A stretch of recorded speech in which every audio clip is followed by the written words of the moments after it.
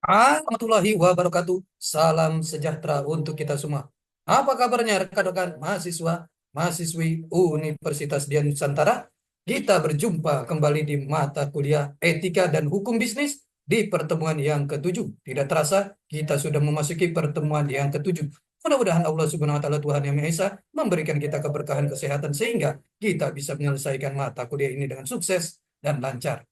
Rekan-rekan semuanya, sebelum kita memulai proses belajar mengajar ini, alangkah baiknya sama-sama kita berdoa agar proses belajar mengajar ini berces dan lancar. Berdoa menurut keyakinan dan kepercayaan masing-masing. Berdoa. Selesai. Rekan-rekan semuanya, di pertemuan yang ketujuh ini kita membahas materi mengenai di pertemuan ketujuh kita membahas materi mengenai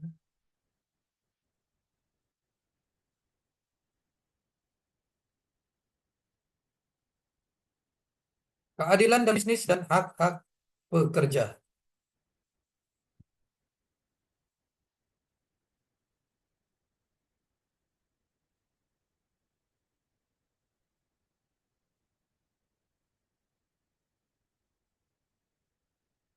Keadilan bisnis dan hak pekerja. Kalau kita lihat di sini materinya,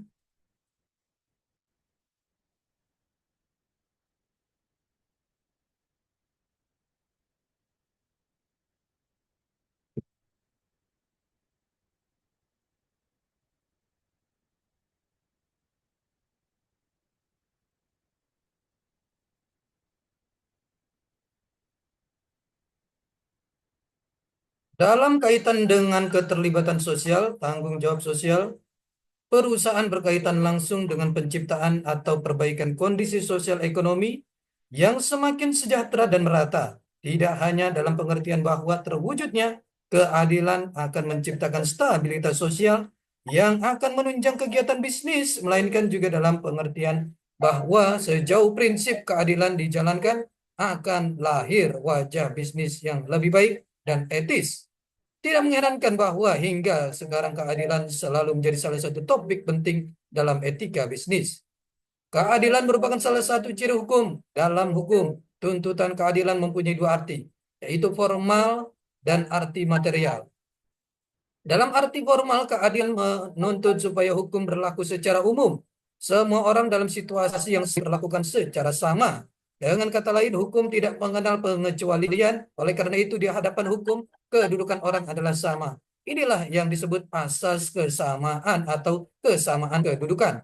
Rasa hak adalah suatu kondisi yang melekat atas hidup manusia. Hak ini dimiliki oleh seseorang dan dapat dinikmati keberadaannya. Apabila seseorang memiliki hak tersebut, maka orang tersebut dengan bebas menggunakan haknya tanpa ada tekanan ataupun ancaman dari pihak manapun. Hakikat keadilan, keadilan pada hakikatnya adalah memberikan kepada setiap orang apa yang menjadi haknya, to give everybody his own. Definisi ini populer pada masa Romawi kuno, sebagaimana diungkapkan oleh Celsus. Ada tidak tiga ciri khas yang selalu menandai keadilan, yaitu keadilan tertuju pada orang lain, keadilan harus ditegakkan, dan keadilan menuntut persamaan. Pertama, Keadilan selalu tertuju pada orang lain. Masalah keadilan hanya bisa timbul dalam konteks antar manusia. Dengan kata lain, konteks keadilan kita selalu berurusan dengan orang lain. Kedua, keadilan harus ditegakkan atau dilaksanakan. Keadilan tidak hanya diharapkan atau dianjurkan, tapi mengikat kita. Sehingga kita mempunyai kewajiban dalam konteks keadilan kita selalu berurusan dengan hak orang lain. Ketiga, keadilan menuntut persamaan. Atas dasar keadilan, kita harus memberikan kepada setiap orang apa yang menjadi haknya tanpa kecuali. Paham tradisional mengenai keadilan atas pengaruh Aristoteles. Secara tradisional, keadilan dibagi menjadi tiga. Satu, keadilan legal. Keadilan legal menyangkut hubungan antara individu atau kelompok masyarakat dengan negara. Intinya adalah semua orang atau kelompok masyarakat diperlakukan secara sama oleh negara di hadapan dan berdasarkan hukum yang berlaku. Semua pihak dijamin untuk mendapatkan perlakuan yang sama sesuai dengan hukum yang berlaku. Dasar moralnya, pertama, semua orang adalah manusia yang mempunyai harkat dan martabat yang sama. Oleh karena itu harus diperlakukan secara sama. Perlakuan yang diskriminatif berarti merendahkan harkat dan martabat manusia. Kedua, semua orang adalah warga negara yang sama status dan kedudukannya, bahkan sama kewajiban sipilnya. Karena itu mereka semua harus diperlakukan sama sesuai dengan hukum yang berlaku. Perlakuan tidak sama hanya mungkin dibenarkan jika didasarkan pada alasan-alasan yang masuk akal. Misalnya ia tidak memenuhi kewajiban sebagai warga negara yang baik. Keadilan komunitatif, keadilan ini mengatur hubungan yang adil antara orang yang satu dan yang lainnya, atau antara warga negara yang satu dengan warga negara lainnya. Keadilan komunitatif menyangkut hubungan horizontal antara warga yang satu dengan warga lain. Dalam bisnis, keadilan komutatif juga disebut atau berlaku sebagai keadilan tukar. Dengan kata lain, keadilan komutatif menyangkut pertukaran yang adil antara pihak-pihak yang terlibat. Prinsip keadilan komutatif menuntut agar semua orang menepati apa yang telah dijanjikan, mengembalikan pinjaman, memberi ganti rugi yang seimbang, memberi imbalan atau gaji yang pantas, dan menjual barang dengan mutu dan harga yang seimbang. Keadilan distributif, prinsip dasar keadilan distributif yang dikenal sebagai keadilan ekonomi adalah distribusi ekonomi yang merata atau yang dianggap adil bagi semua warga negara. Keadilan distributif punya relevansi dalam dunia bisnis, khususnya dalam perusahaan. Berdasarkan prinsip keadilan ala Aristoteles, setiap karyawan harus digaji sesuai dengan prestasi, tugas, dan tanggung jawab yang diberikan kepadanya. Pandangan-pandangan Aristoteles tentang keadilan bisa kita dapatkan dalam karyanya Nikomachean Etik, Politik, dan Retorik. Lebih khususnya dalam buku Nikomachean Etik. Buku itu sepenuhnya ditujukan pada keadilan yang berdasarkan filsafat umum Aristoteles. Mesti dianggap sebagai inti dari filsafat hukumnya, karena hukum hanya bisa ditetapkan dalam kaitannya dengan keadilan. Yang sangat penting dari pandangannya ialah pendapat bahwa keadilan mesti dipahami dalam pengertian kesamaan. Namun Aristoteles membuat pembedaan penting antara kesamaan numerik dan kesamaan proporsional.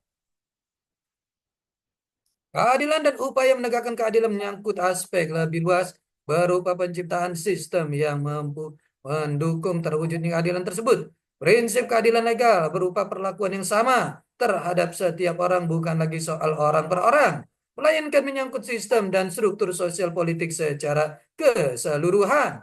Untuk bisa menegakkan keadilan legal, dibutuhkan sistem sosial politik yang memang mewadahi dan memberi tempat bagi tegaknya keadilan legal tersebut, termasuk dalam bidang bisnis. Dalam bisnis, pimpinan perusahaan manapun yang melakukan diskriminasi tanpa dasar yang bisa dipertanggungjawabkan secara legal dan moral harus ditindak demi menegakkan sebuah sistem organisasi perusahaan yang memang menganggap serius prinsip perlakuan yang sama, fair atau adil ini.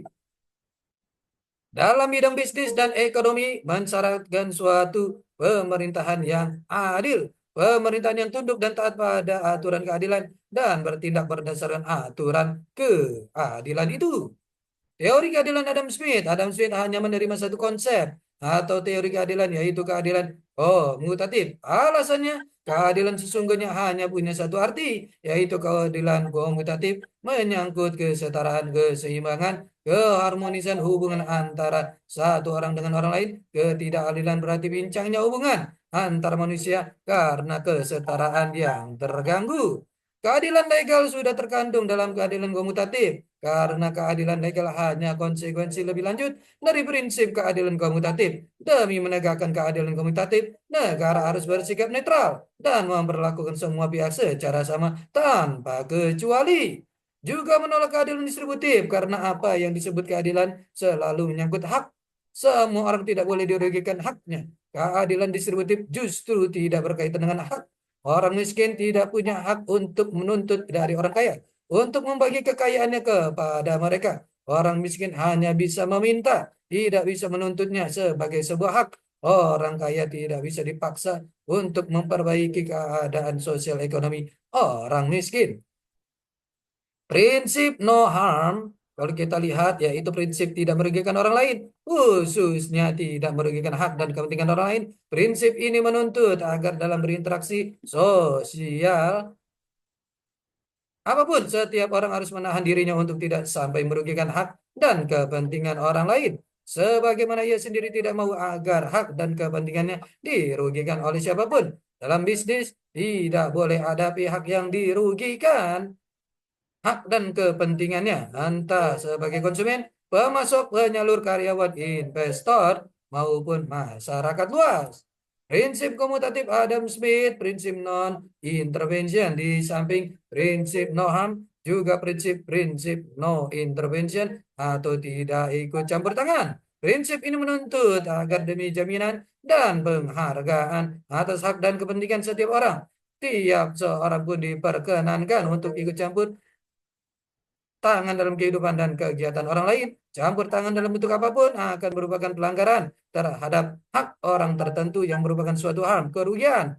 Dan itu berarti telah menjadi ketidakadilan. Rekan-rekan semuanya, ini adalah pertemuan kita yang ketujuh. Kita akan berjumpa di pertemuan-pertemuan selanjutnya. Tetap semangat belajar untuk mencapai kesuksesan. Salam sehat selalu. Assalamualaikum warahmatullahi wabarakatuh.